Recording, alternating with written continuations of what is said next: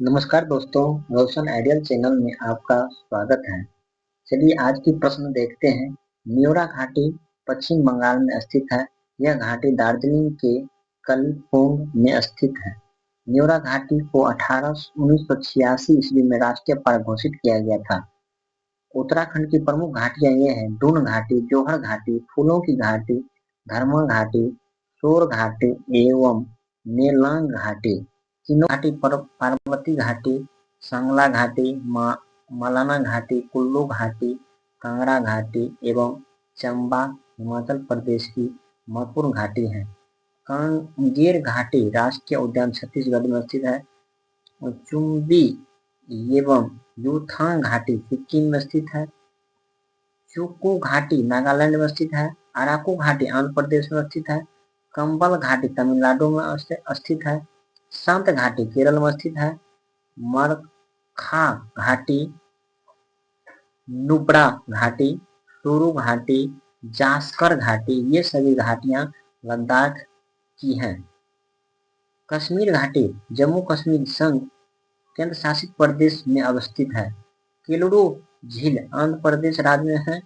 केलुरु झील पूर्वी तटीय मैदान में कृष्णा एवं गोदावरी नदी के डेल्टा क्षेत्र में है। केलुरु झील, चिल्का झील तथा पुलिकट झील में तीनों पूर्व समुद्री तटीय क्षेत्र में स्थित है। चिल्का झील उड़ीसा में स्थित है। यह भारत की सबसे बड़ी लेगून एवं खारे पानी की झील है। पुलिकट झील आंध्र प्रदेश तथा तमिलनाडु की सीमा पर अवस्थित है। नोकरेक चोटी मेघालय पर्वत की सबसे ऊंची चोटी है।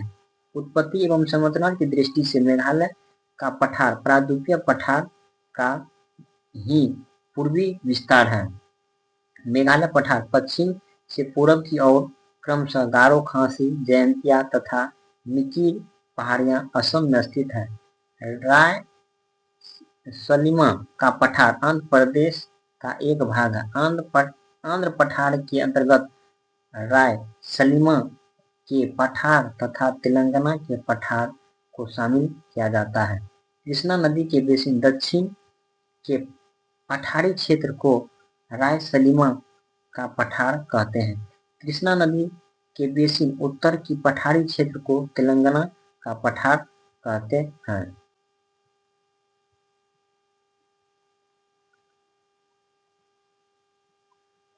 रायसलीमा की पठारी क्षेत्र में बेलुकोंडा, पालकोंडा तथा नन्नामलाई पर्वत का विस्तार है। रायसलीमा का पठार आंध्र प्रदेश के दक्षिण हिस्से में स्थित है। पश्चिमी घाट की पहाड़ी ये उत्तर से दक्षिण की ओर का सही क्रम नीलगिरी की पहाड़ी, अन्नामलई की पहाड़ी तथा इलायची की पहाड़ी का है। डोडा बेटा नीलगिरी की पर्वत की सबसे ऊंची चोटी है। मारकुर्ती नीलगिरी पर्वत की दूसरी सबसे ऊंची चोटी है। अनामुडी चोटी अन्नामलाई पर्वत की सबसे ऊंची चोटी है। अनामुडी चोटी सिर्फ अन्नामलाई पर्वत की ही नहीं बल्कि पूरे दक्षिण भारत की सबसे ऊंची चोटी है। अनामुडी की चोटी की ऊंचाई 2695 मीटर है। दक्षिण पश्चिम मानसून काल में कोलकाता,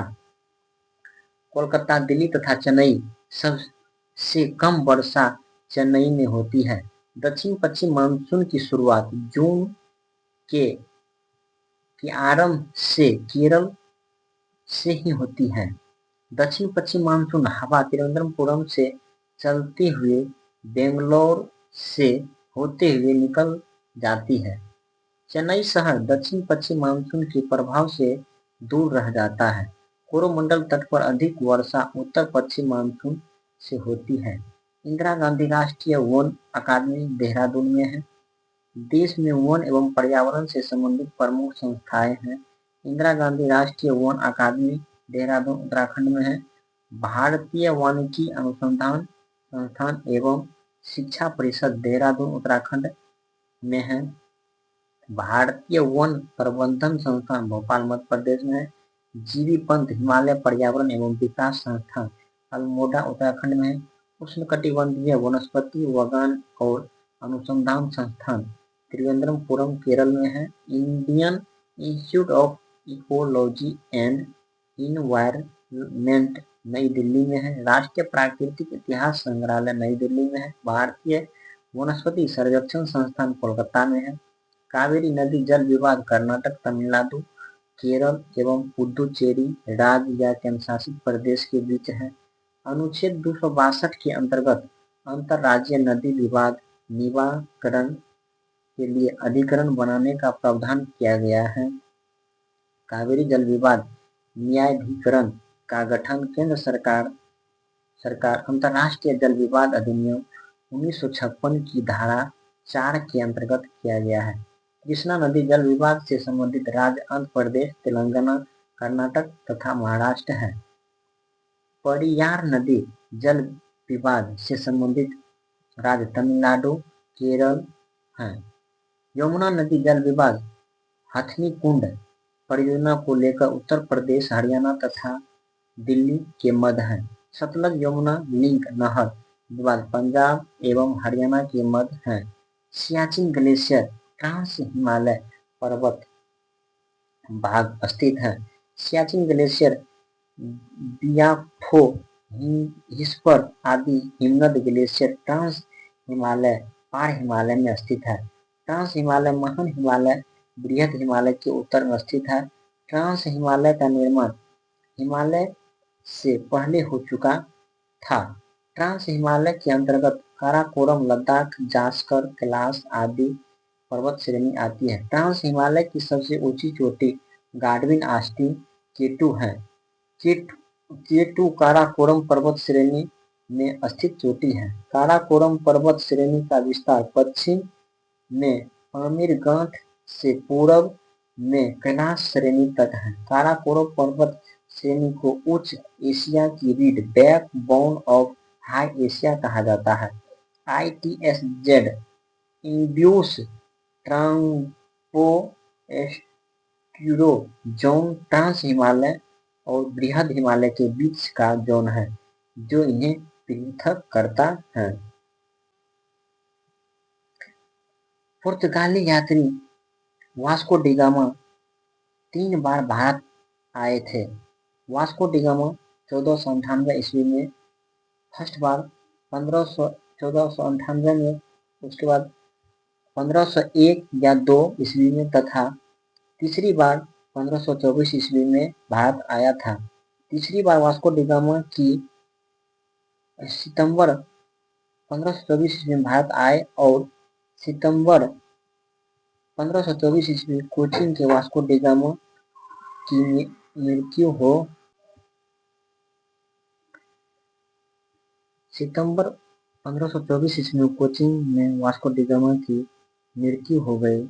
वास्को डी गामा जुलाई 1497 ईस्वी को लिस्बन से रवाना हुआ था।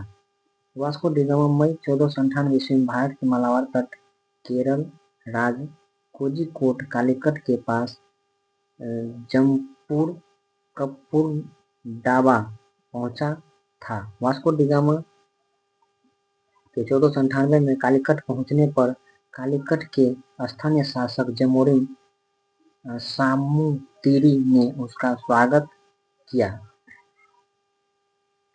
1524 ईस्वी में वास्को डी गामा को वायसराय की उपाधि के साथ भारत के पुर्तगाली गवर्नर नियुक्त किया गया था। भारत में नियुक्त कुछ पुर्तगाली गवर्नर को वायसराय की उपाधि दी गई थी। भारत में नियुक्त पहला गवर्नर फ्रांसिस्को डी अल्मीडा था। उसे वायसराय की उपाधि प्राप्त थी। भारत में पहला governor viceroy Francisco de Almeida 1505 से 1509 तक था। फ्रांसिस्को डी अल्मीडा के बाद भारत में पुर्तगाली गवर्नर अल्फांसो डी अल्बुकर्क 1509 से 1515 तक था। भारत में एक अन्य महत्वपूर्ण पुर्तगाली गवर्नर नूनो द कुन्हा जो 1529 ईस्वी से 1538 ईस्वी तक रहा था। बंगाल में द्वैत शासन की अवधि 1765 ईस्वी से 1772 ईस्वी थी।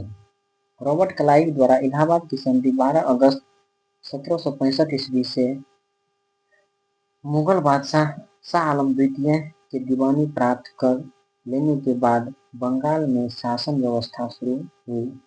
उसे द्वैत शासन के नाम से जाना जाता।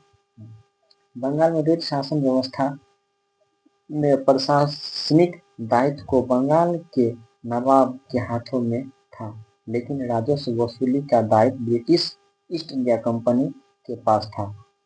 1772 ईस्वी में वारेन हेस्टिंग ने बंगाल में द्वैत शासन को समाप्त कर दिया। वारेन हेस्टिंग शासन का महत्वपूर्ण दायित्व अपने हाथों में ले लिया। मोहम्मद रजा खां, राजा सिताब राय और दुर्लभ राय को क्रमशः बंगाल, बिहार और उड़ीसा का उपदीवान बनाया गया था। मीर जाफर की विधवा पुत्री बेगम को अल्पयक्ष नवाब मुबारिकोदौला की संरक्षक नियुक्त की गई थी। जिस एक्ट से भारत का सचिव पद शुरू किया गया। भारत सचिव पद की शुरुआत भारत शासन अधिनियम 1858 ईस्वी से हुई थी। भारत शासन अधिनियम 1858 ईस्वी की मुख्य बातें: भारत शासन कंपनी के हाथ से ले लिया गया और उसे ब्रिटिश ताज के अधीन कर दिया। कोर्ट ऑफ डायरेक्टर्स तथा बोर्ड ऑफ कंट्रोल को समाप्त कर दिया गया तथा उसके समस्त अधिकार भारत सचिव secretary of state for India को दिया। भारत सचिव ब्रिटिश मंत्रिमंडल के सदस्य को बनाया गया। भारत सचिव की सहायता से 15 सदस्य का एक सभा भारत परिषद इंडियन काउंसिल होगी। भारत परिषद के अध्यक्ष होते। भारत सचिव को भारत के मंत्री भी कहा गया। गवर्नर जनरल को भारत के ब्रिटिश क्राउन के प्रतिनिधित्व के रूप में अधिकृत किया गया तथा उसे वायसराय कहा गया। भारत में स्वतंत्र आंदोलन की इन घटनाओं में अगस्त प्रस्ताव सबसे पहले का है। अगस्त प्रस्ताव वर्ष 1940 में लाया गया था। क्रिप्स प्रस्ताव 1942 ईस्वी में लाया गया था। बेबेल योजना 1945 ईस्वी में लाया गया था।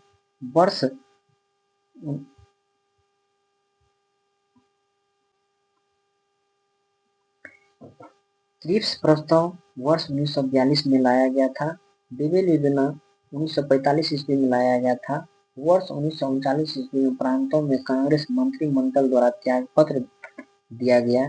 कांग्रेस मंत्रिमंडल के त्यागपत्र से उत्पन्न संवैधानिक संकट को दूर करने का युद्ध में भारत का सहयोग पाने के उद्देश्य से ब्रिटिश सरकार को तत्कालीन वायसराय लिनलिथगो के माध्यम से 8 अगस्त 1940 ईस्वी को एक प्रस्तावना प्रस्तुत कराया, जिसे अगस्त प्रस्तावना के नाम से जाना जाता। अगस्त प्रस्तावना की असफलता के बाद ब्रिटिश प्रधानमंत्री विंस्टन चर्चिल ने मार्च 1942 ईस्वी में स्टैनफोर्ड क्रिप्स को भारतीय नेताओं से वार्ता के लिए भारत भेजा। स्टैनफोर्ड क्रिप्स के द्वारा प्रस्तुत प्रस्ताव को क्रिप्स प्रस्ताव के नाम से जाना जाता है। 1943 ईस्वी में लॉर्ड बेबेल वायसराय बनकर भारत आया। लॉर्ड बेबेल ने भारत के असंवैधानिक गतिरोध दूर करने के लिए जून 1945 ईस्वी को योजना प्रस्तुत किया, जिसे बेबेल योजना के नाम से जाना जाता है। लॉर्ड बेबेल द्वारा भारतीयों को एक सर्वदलीय बैठक जून-जुलाई 1945 ईस्वी में शिमला में बुलाई गई थी। इस सम्मेलन को शिमला सम्मेलन के नाम से जाना जाता है।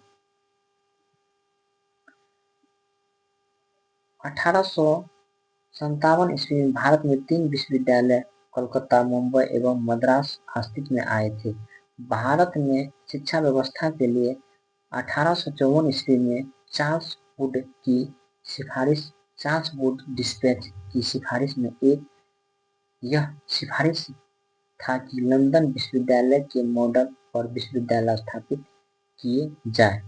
वुड की सिफारिश के अनुरूप 1857 ईस्वी में कोलकाता, मुंबई एवं मद्रास विश्वविद्यालय की स्थापना किए।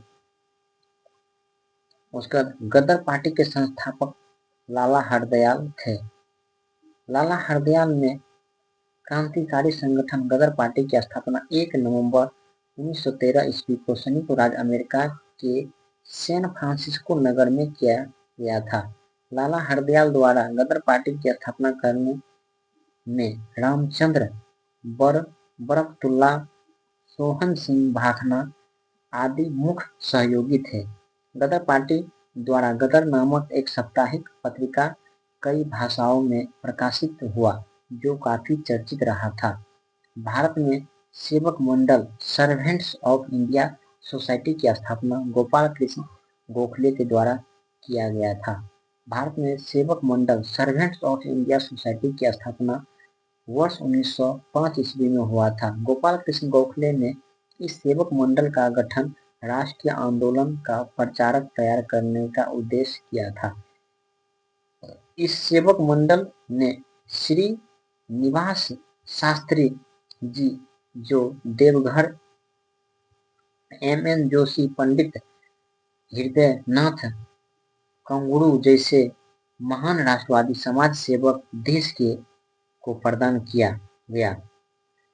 और नवंबर 1948 ईस्वी में विश्वविद्यालय शिक्षा पर रिपोर्ट सुझाव देने के लिए भारत सरकार ने डॉक्टर राधाकृष्णन की अध्यक्षता में एक आयोग गठित किया।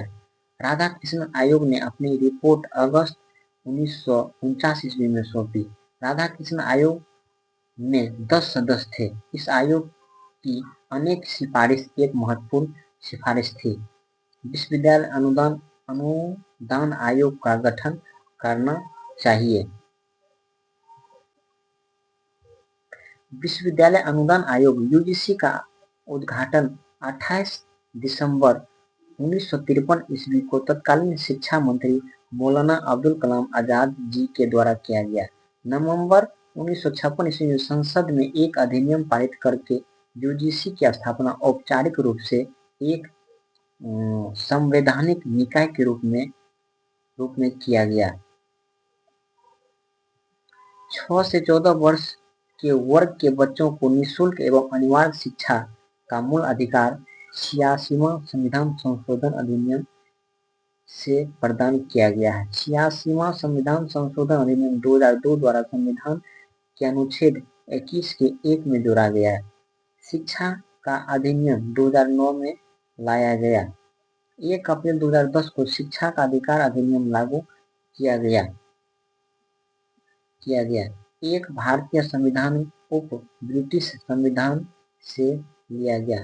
एक नागरिकता एवं विधि की शासन, विधि की समक्ष समता इत्यादि विषयों की अवधारणा भारत संविधान के ब्रिटिश संविधान से ली गई है। ब्रिटिश संविधान में भारतीय संविधान में इन बातों से लिया गया। संसदीय शासन प्रणाली, एकल नागरिकता, विधि का शासन, विधि के समक्ष समता, विधायी प्रक्रिया, विधायी के सदस्य के विशेषाधिकार, द्विसदनीय संसद आदि। स्वतंत्रता के पूर्व भारतीय राष्ट्रीय कांग्रेस ने 1938 ईस्वी में राष्ट्रीय नियोजन समिति की गठन किया गया। भारत में नियोजन की आवश्यकता एवं सद्भावना पर विचार करने के लिए भारतीय राष्ट्रीय नियोजन समिति का गठन किया गया। भारत में नियोजन की आवश्यकता के संदर्भ में एक पुस्तक plan and economy for India sir M.N. Visvesvaraya द्वारा लिखी गई। यह पुस्तक 1934 ईस्वी में प्रकाशित हुआ।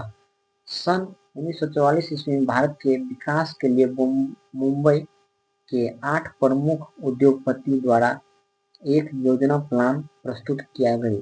इस योजना को मुंबई प्लान के नाम से जाना जाता है। गांधीवादी योजना 1944 ईस्वी में श्री मन नारायण द्वारा लाया गया था। यह योजना पीपुल्स प्लान्स 1945 ईस्वी में M.N. राय के द्वारा लाया गया है। सर्वोदय योजना 1950 ईस्वी में जयप्रकाश नारायण द्वारा लाया गया है। जय हिंद साथियों, आज का सेशन यहीं तक और अपने चैनल को देख रहे हैं तो चैनल को सब्सक्राइब करिए, शेयर कीजिए, बेल आइकन को दबा के ऑन कीजिए, जिससे वीडियो जब फिर अपलोड करें तो आप तक पहुँचे। जय हिंद दोस्तों।